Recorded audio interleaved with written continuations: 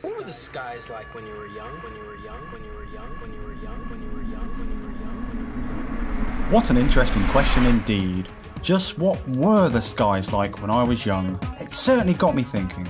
So to help me, I picked out this little Sega 8-bit shump, fired up the Sega Master System console and played it to near death to jolt my rusty 32-year-old memory back to the simpler and more innocent past. Oh, and I thought I might as well try and review the game while I'm at it. Introducing Cloud Master, the Sega Master System.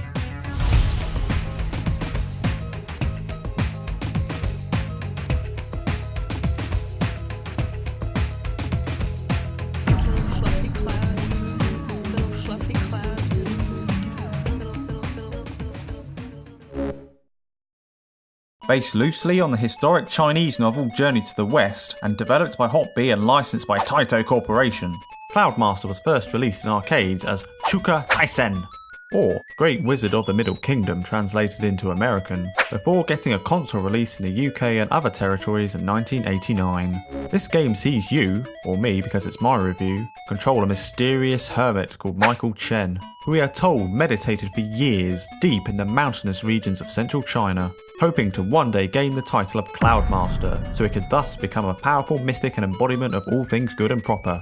Or something like that. Can you, or I, as it's my review remember, guide Michael through 5 levels of sheer 8-bit hell, enable him to reach enlightenment and therefore become the ultimate Cloudmaster? Spoiler alert, yes. Visually, this has a unique look that sets it apart from other games of that time, and it really does make good use of the Sega Master System's colour palette, even if at times the detail looks as though it was drawn by a developer with only a primitive working knowledge of Microsoft Paint. Audio-wise, this game grates and fast. Level BGM quickly loops and is wholly unmemorable, and every time you kill an enemy, which is normally every few seconds, you'll hear this high-pitched squeal. Needless to say, you will not be on cloud 9 after hearing that for the first 500 million times. Gameplay wise, this here really is your standard shump affair. Each level sees you move from left to right, shooting enemies, dodging projectiles, and whatnot. As you go on, you'll pick up power-ups to make your piss-poor shots that little more powerful, and by beating the mid-level bosses, you then get the chance to obtain a secondary weapon to help you take out the filth and the scum. You will definitely need to have one of these if you want to get further. You seriously have your head in the clouds if you choose not to. I like how when you choose your power-up, the lady always says, "Ah yes, good choice." You know, in that way all Asian people used to speak in those pre-politically correct times. In the context of this game, I'm surprised she doesn't bow graciously and instead say, "Good luck, kid," as you put your shoes back on and continue with your adventure. Speaking of which, Lord only knows what those crackhead programmers were smoking and liberally injecting when thinking up the enemies for this one. Noodle bowls, flying birds with Cantonese manheads, monkeys, turtles, tigers, holding shields no less, tiles that look like mini refrigerators, pig heads, a pig with a gun that shoots pig heads at you, this human looking sniper that seems slightly ashamed to be taking part in it all, and even this here dragon, which I'm amazed they didn't make you have to chase. Wink, wink. If I didn't know any better, it wasn't just Michael Chen who was the one searching for enlightenment, if you know what I mean. And I know you all do. The end of level bosses are even stranger still. An evil cockle of overgrown proportions which weirdly resembles Margaret Thatcher, a lizard with a flashing head and a big stick, this not quite Elvis looking dude on a shell with big ears and brill cream shades, a dragon with a broccoli tail that shoots onion rings, and then lastly this gladiator warrior man with a flaming sword that is never used. Ever. These are all disappointing and attack in pretty much the same way. I guess it goes to show that not every cloud has a, actually you know what, I'm going to drop these cloud puns whilst I'm ahead. Once those end of level troublemakers are put down for good, you'll then encounter this wizened sensei.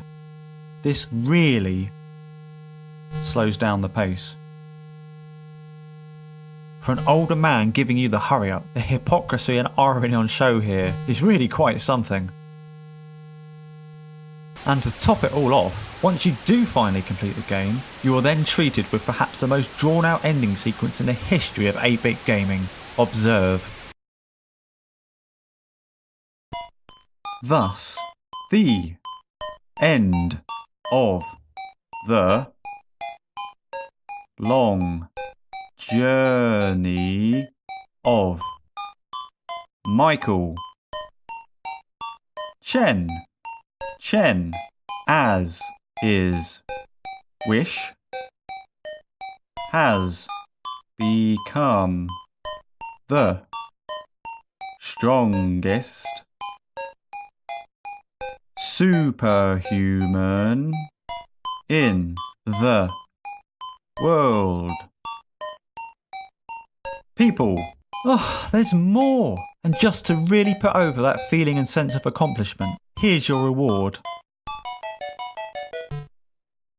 Game freaking over. Thank you for the memories, Cloudmaster. Thank you. So, what were the skies like when I was young? Well, pretty middle of the road, tell the truth. True, there are some nice colours on display. It offers up a pretty decent challenge for an afternoon of 8-bit gaming, and there's definitely a charm to the unique, odd and wacky enemies on display. But it is badly let down by the lack of variety in level designs, poor looped BGM, and lame boss encounters.